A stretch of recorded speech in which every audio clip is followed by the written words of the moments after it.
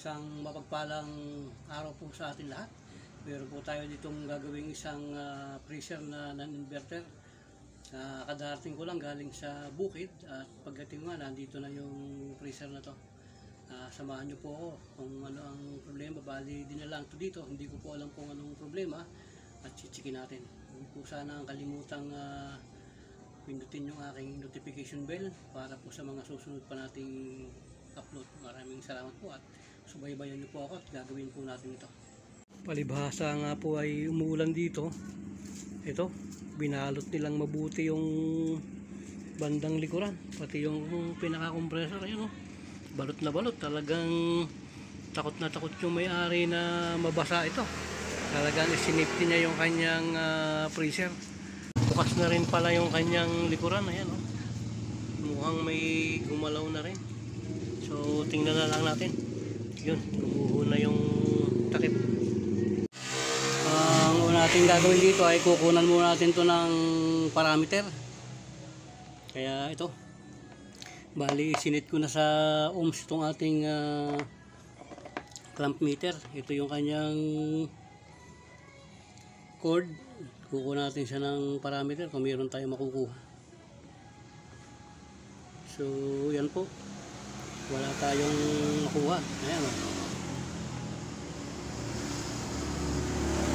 Dito. Ayan, wala tayong makuhang resistance. Ayan, 0. So tingnan natin bakit nag 0. Naka-opposition pala to. So ating i-on. Yun, lumagitik. Tingnan natin ngayon kung mayroon siyang continuity. Short muna natin itong ating rod. Yan.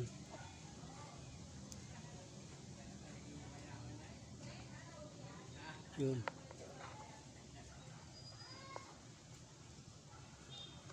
So wala pa rin. Matapos natin yun yung thermostat. Tingnan natin itong kanyang controls dito sa compressor. Palibhasa ay bukas na. Buksan natin. Tingnan natin yung kanyang kalagayan. Ayun, putol na pala to. Kalasin natin.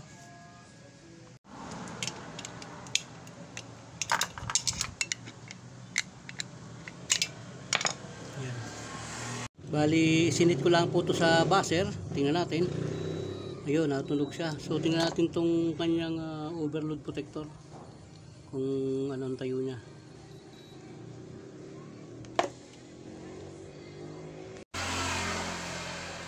Yun, sira po yung kanyang overload protector. Tingnan natin itong relay nya. Ayan, sunog pala. Ayan, oh.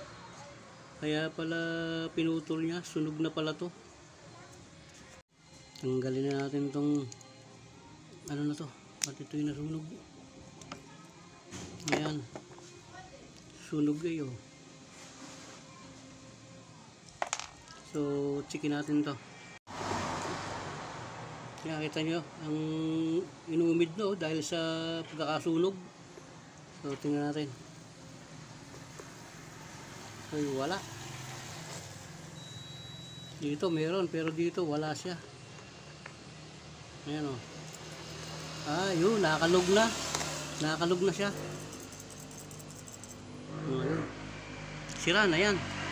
Palitan na natin itong dalawang to. Yan. Palitan na natin itong dalawang yan. Sira natin itong sira na to. Ito naman ipalit natin. Yan. So ito yung ating nakuha. Tingnan natin itong overload na to kung buo to. Yan.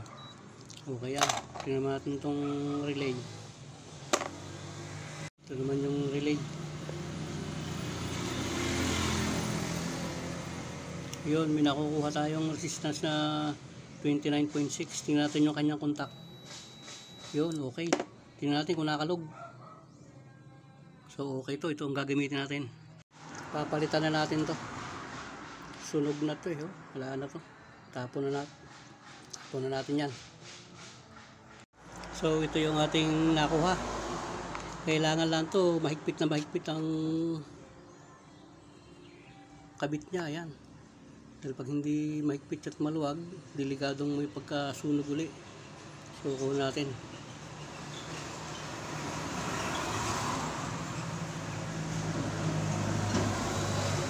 So yun. Okay. Buo. Tingnan natin dito sa linya.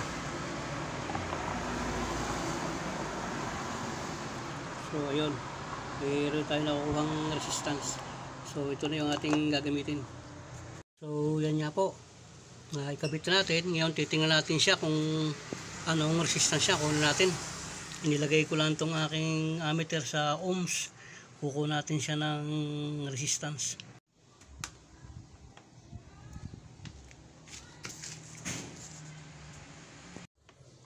Kuha natin siya ng resistance ngayon. Kung ano yung reading na makukuha natin. Ayan. So nakakakuha tayo ng ilan? Ayan. 7.5 ang nakukuha nating resistance. Ayan.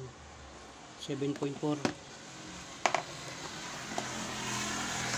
So ilagay natin to sa off position. Tingnan natin kung mag-u-off siya doon. Ayan, naka-off position na siya. Short natin itong ating tester. Tingnan natin kung nag-off siya rito.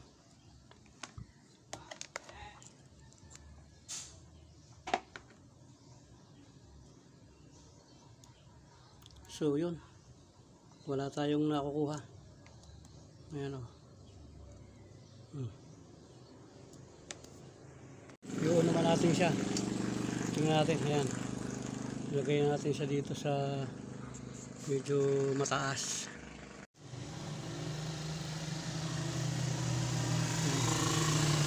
Yun, nakakakuha tayo ng 7.5 ang resistance niya. Ayan, 7.5.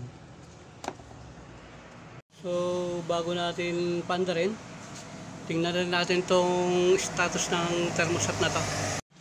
Susukitin lang natin to dito sa may tabi na to. Buksan natin to, mayroon tong dalawang tornilyo sa lugar na to. Tsaka yan, kakalasin lang natin to.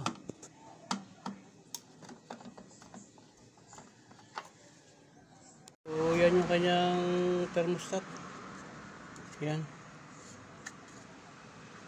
So okay naman siya.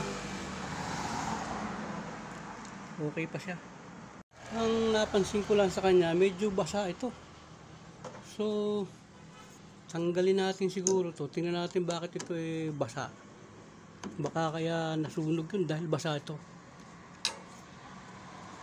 Alapin natin to para makita natin. Hindi natin makukuha pag hindi natin pinalas tong lugar na to Tato. Tatanggalin din natin to.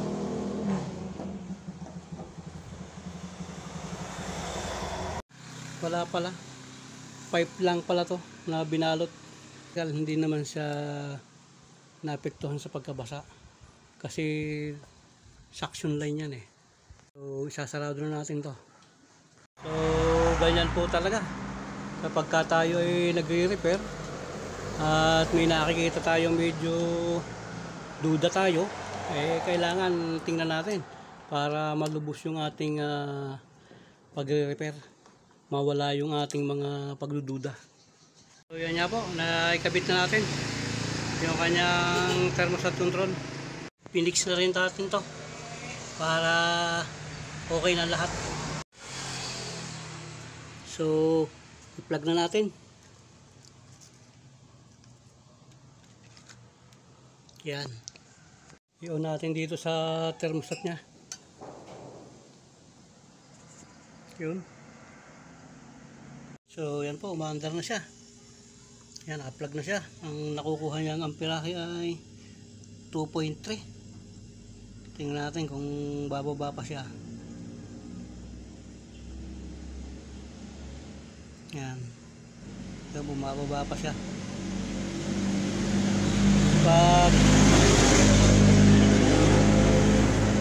Pag nakapag-equalize yan, okay na yan. Yan, bumababa pa.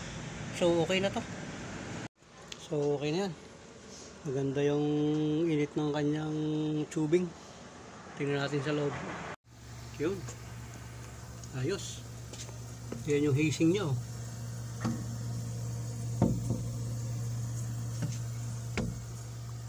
Ang ganda ng casing niya. Ang ganda ng lamig niya. Ayan. Yan, bumaba na 2.1 amperes. Siya ay malamig na. So, yan po yung rating amperes niya. Bali 1.87 amperes ang ating ratings.